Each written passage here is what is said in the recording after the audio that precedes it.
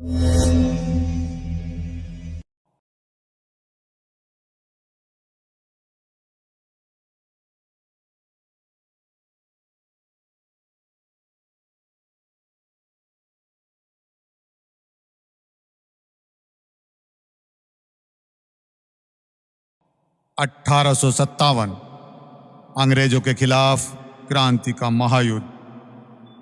जब अंग्रेज भारत की रियासतों पर कब्जा करने के साथ साथ औरतें, बच्चे, बूढ़े और गरीबों पर अत्याचार कर रहे थे, तब सभी राजा महाराजा अपनी रियासतों को अंग्रेजों से बचाने में लगे थे।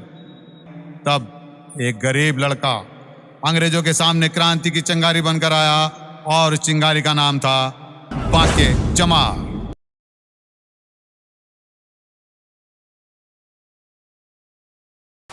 बांके के दिल में क्रांति की आग उस दिन पैदा हुई जिस दिन उसने अपने सामने एक लड़की को मरते देखा।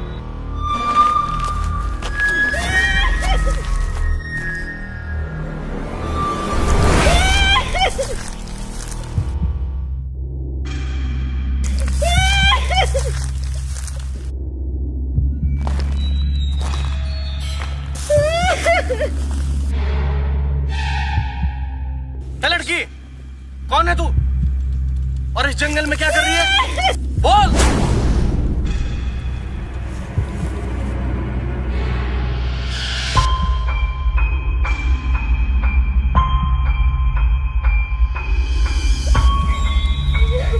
तेरी ये हालत किसने की? तू क्यों रो रही है?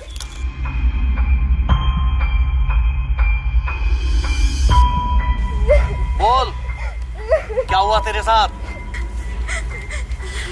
कल मैं अपने बापू के साथ इधर से जा रही थी और कुछ अंग्रेजों ने मेरे बापू को मार डाला और मेरे साथ बहुत गलत करा। एक लाश को कंधा देने में सब आ जाते हैं, मगर मेरी मदद करने कोई नहीं। धिक्कार है तुम जैसों की जवानी पर, जो तुम्हारे रहते हुए हम बेटी कभी सुरक्षित नहीं रह सकती। कायरो के इस देश में जीने से अच्छा है कि हम बेटी मरी जाए।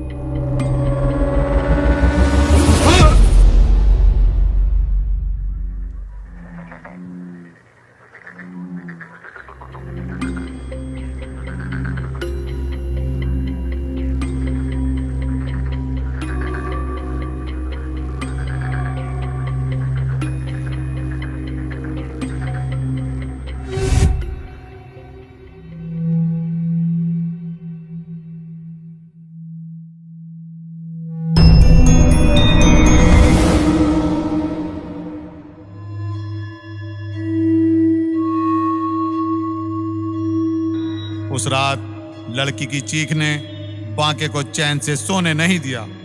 बेचैन बांके रातों को करवट बदलता रहा।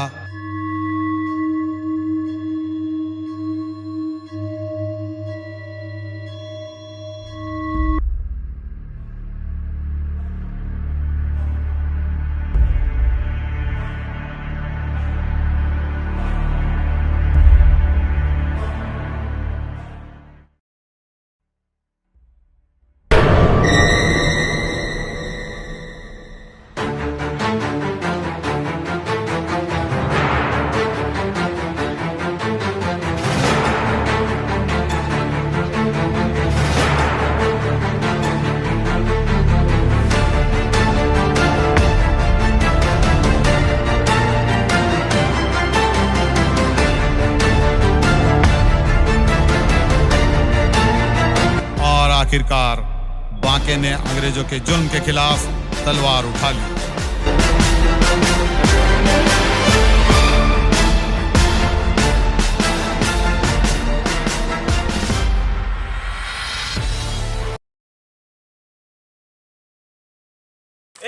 ऊंची आवाज करता है, ऊंची आवाज करता है। गाड़ी से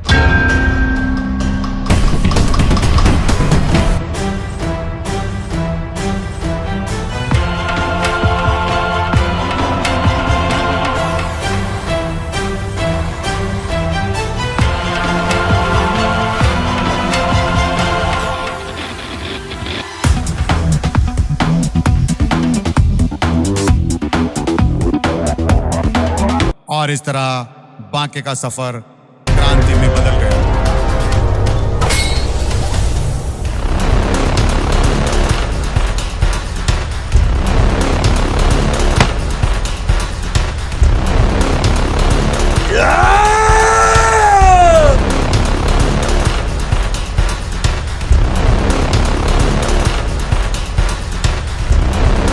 बांके ने अंग्रेजों को चुन चुन कर मारना शुरू कर दिया। बांके का खौफ अंग्रेजों में इस कदर बढ़ गया, बांके का नाम सुनते ही अंग्रेज भागने लगे।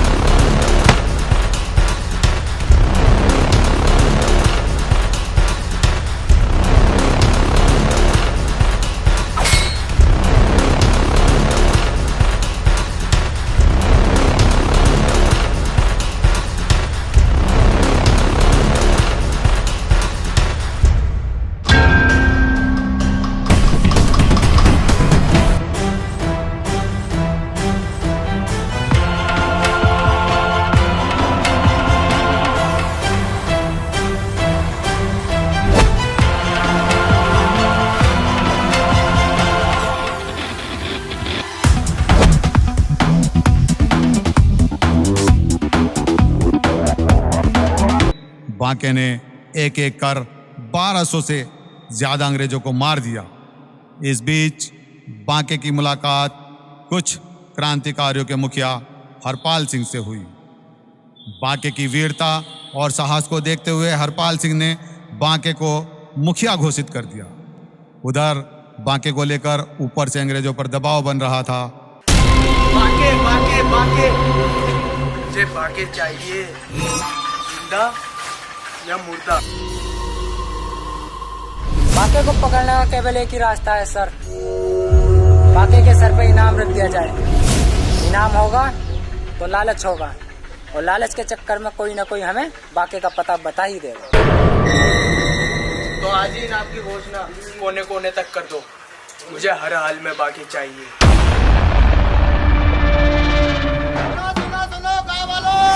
और इस तरह अंग्रेजों ने बांके पर 50,000 का इनाम घोषित कर दिया।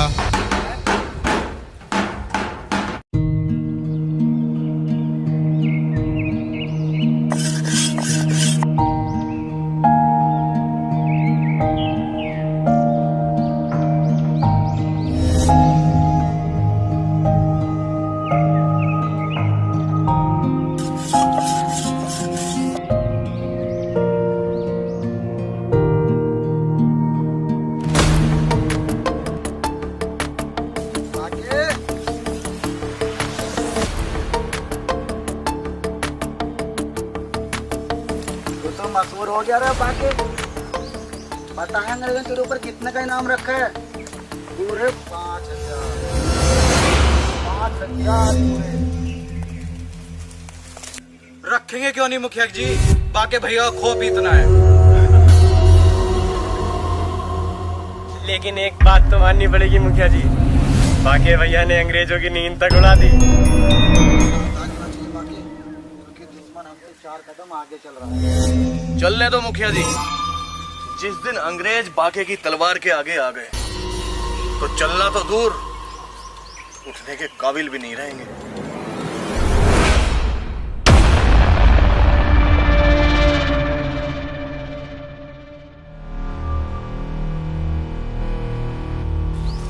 अरे ताऊ कौन, कहाँ से आए हो? मैं बेटा आज के ही गांव से आया हूँ अपनी बेटी की शादी का न्योता देने के लिए। आपको यहाँ का पता किसने दिया? ये लोग मुझे जानते हैं। चलिए आइए। अरे मुखिया जी, ये ताऊ पास के ही गांव से आए हैं अपनी बेटी की शादी का न्योता देने, और कह रहे हैं कि आपको जानते हैं। अरे बांके भैया, ये तो वही चाचा हैं जिसने हमें घूट पे पानी पिलाया था। अरे चाचा आप यहाँ कैसे आए हो? सब ठीक तो है ना? हाँ ठीक है बेटा, लेकिन मैं अपनी बेटी की शादी का न्योता देने के लिए आया। चाचा हम शादी में आ तो जाते, पर इस समय हालात कोई ठीक नहीं है। रुको मुखिया जी, हम जाएंगे, जरूर जाएंगे। पर बाकी चाचा आप शादी की तैयारी करो।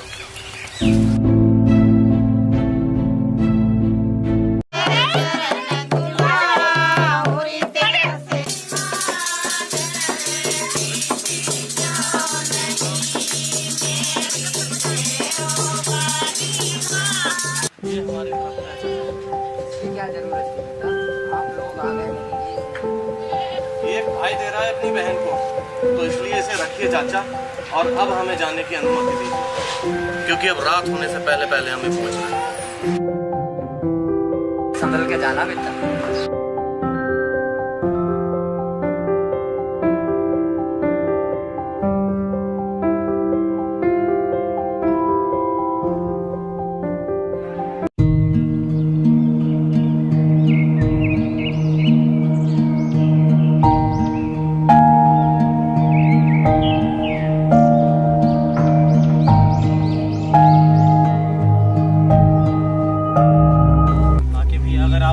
तो एक बात कहूँ, पास ही मेरे मित्र का घर है, क्यों ना आज रात वहीं बिता ली जाए।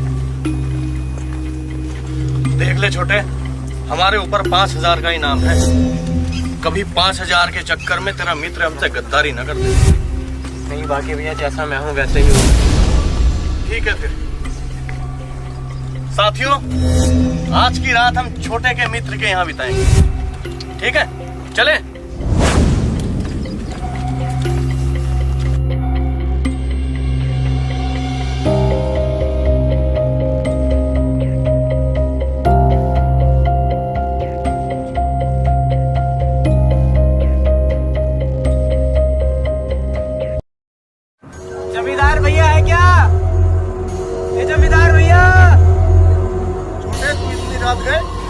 भाई मुझे तुमसे कुछ काम है।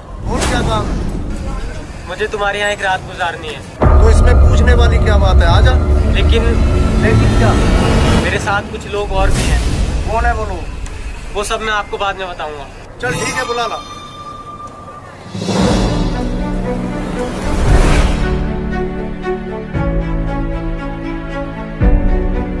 आगे भैया।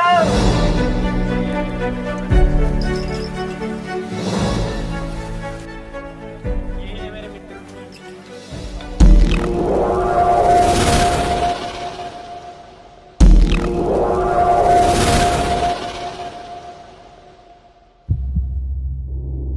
अबे तू पागल हो गया है? किसको साथ लेकर आया है? अंग्रेजों ने इसके ऊपर 5000 का इनाम रखा है। तुझे भी गोली मारेंगे और साथ साथ में मुझे भी मारेंगे। तुम जमींदार हो, इस मिट्टी का दर्द तुम क्या जानो। अगर इस मिट्टी की आजादी के लिए मुझे मौत से भी मिलना पड़े तो मैं हंसते हंसते मिलना पसंद करूंगा। नहीं जीनी मुझे वो जिंदगी जिस जिंदगी में गुलामी की जंजीर पहननी पड़े। सर झुकाकर जीने से अच्छा है सीने पर गोली खाकर मरे। इससे आने वाला इतिहास हमें कायर नहीं शहीद कहकर बुलाए। तुम बस इनके खाने और सोने का इंतजाम करा दो। बाकी भैया ये अपने यार का घर है। आज की रात चैन से सो। पर आप सोच क्या रहे हो? सोच कुछ नहीं रहा यार।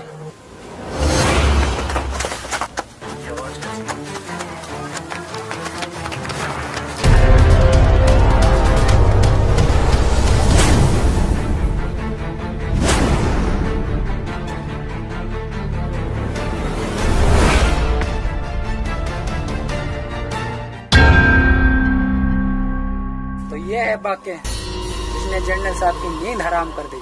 अब तक तो दूर था, अब तो तेरे जर्नल के सामने रखूंगा। उसकी नींद तो क्या, तेरे जर्नल का चैन तक छीन लूंगा। मौत की गिरफ्त में है, फिर भी आंखों में डर नहीं। ये आंखें मोहब्बत से डरती हैं, नफरत से नहीं। मौत का डर क्या होता है वो इसे हम बताएंगे। चलो।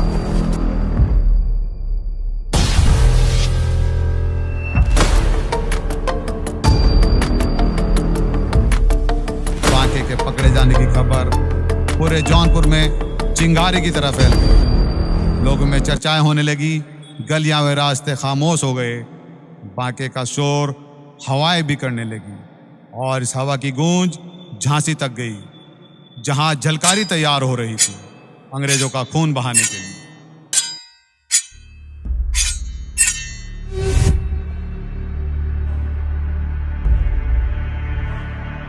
महारानी की जय हो।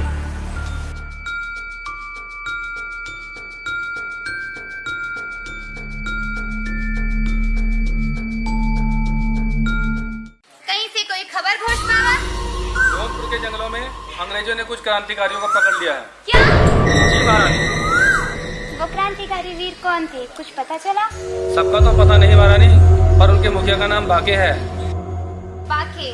जी महारानी, बाके एक ऐसा नाम जिसे अपने साहस और वीरता से अंग्रेजों की जड़ें हिलाकर रखा।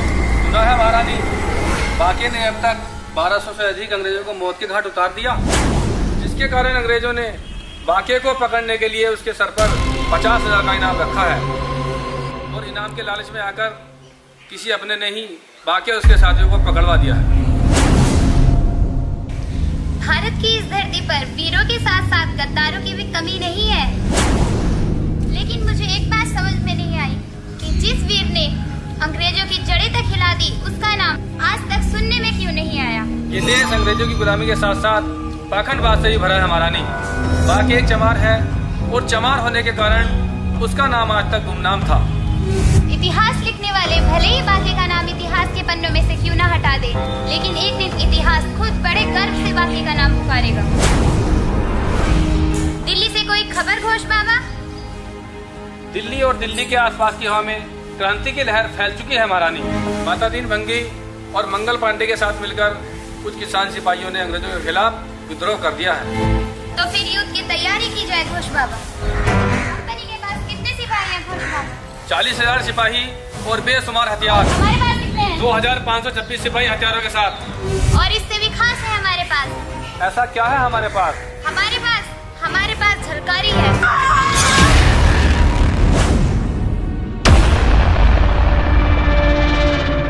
झलकारी की तलवार का आगाज दुश्मनों के लहू से होता है। तात्या गुरु को युद्ध का संदेश भेज दिया जाए घोष बाबा। जी महारानी।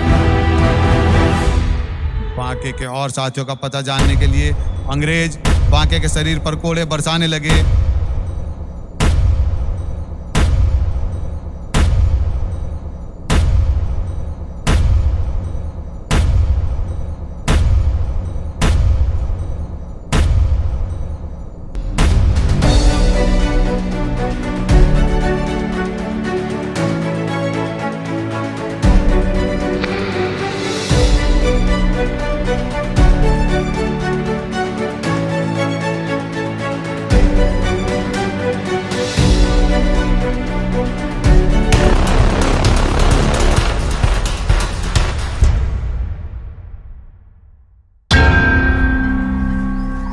डर बाके, आज मौत को सामने देख, डर लग रहा है ना? डरते वो लोग हैं जो जीने की तमन्ना रखते। हम तो हर रोज कफन बांधकर मौत का इंतजार करते हैं। जिस आजादी की तुम तमन्ना रखते हो वो तुम्हें कभी नहीं मिलेगी। गुलाम बनकर जियोगे तो जीते रहोगे, वरना इस मिट्टी में मिला दिए जाओगे। और हाँ, तुम्हारे इस भारत के कोने कोने पर हम राज करेंगे। जो भी हमारे खिलाफ आवाज उठाएगा वो मार दिया जाएगा। आजादी का वो मंजर भी आएगा, ये याद रखना। डूब जाओगे तो समुंदर भी आएगा, ये याद रखना।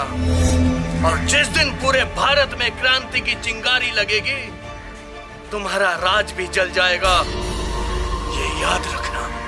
राज करेंगे तुम पर बाकी, तुम्हारे ही लोगों की वजह से। देखना चाहोगे वो लोग कौन है जिसकी वजह से तुम यहाँ पर हो?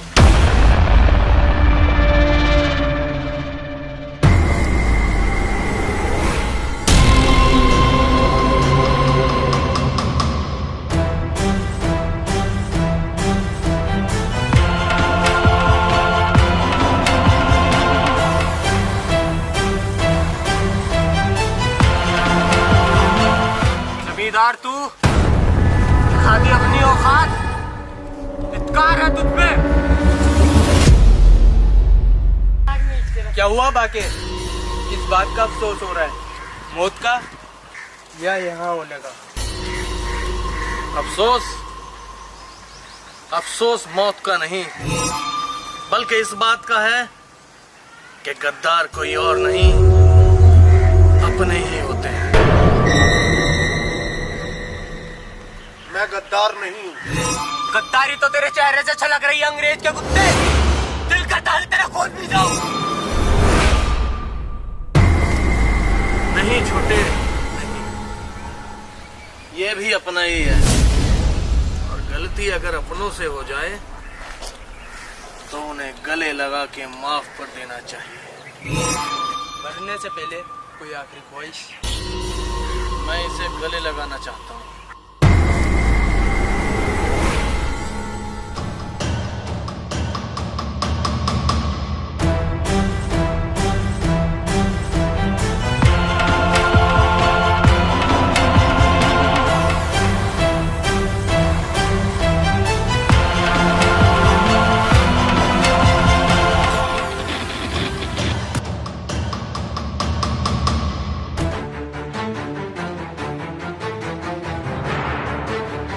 जमींदार गले लग जा।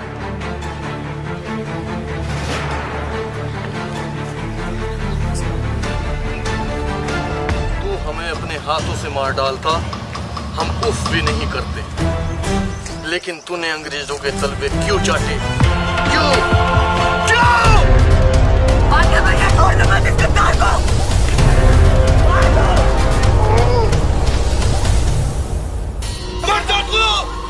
तुझे जीने का कोई अधिकार नहीं है। जिस दिन तुम जैसे गद्दारों का ईमान जाग गया, उस दिन भारत में होने वाली हर एक सुबह आजादी की नई किरण बखेरेगी। ये याद रखना।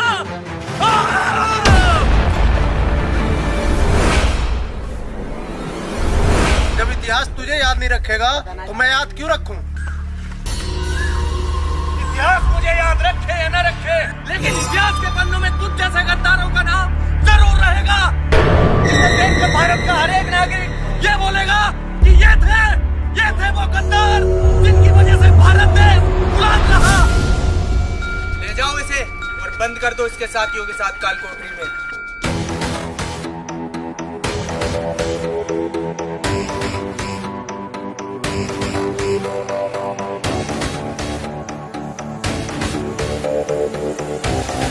बांके को उसके साथियों से अलग रखा गया, जहां बांके के शरीर को जलती लोहे की रॉड से जख्मी किया गया।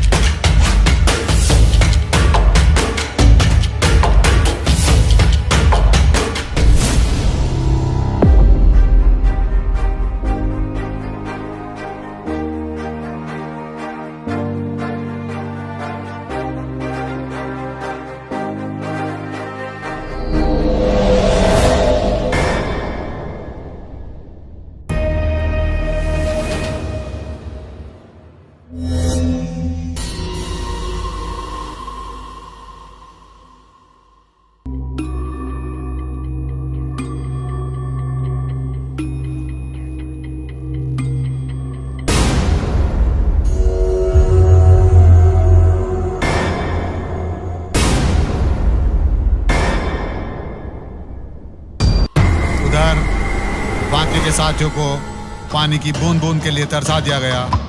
यह सिलसिला महीनों तक चला।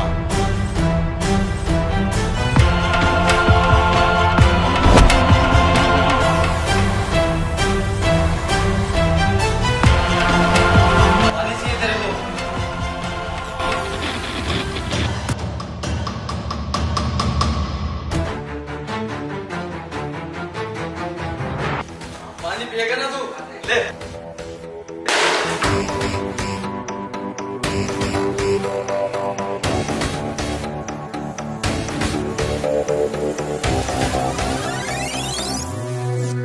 पानी नहीं, तुझे मौत मिलेगी। इस तरह बांके को उसके साथियों के साथ 18 दिसंबर 1857 को फांसी पर लटका दिया गया और इस तरह एक वीर पुरुष के क्रांतिकारी सफर का अंत हुआ।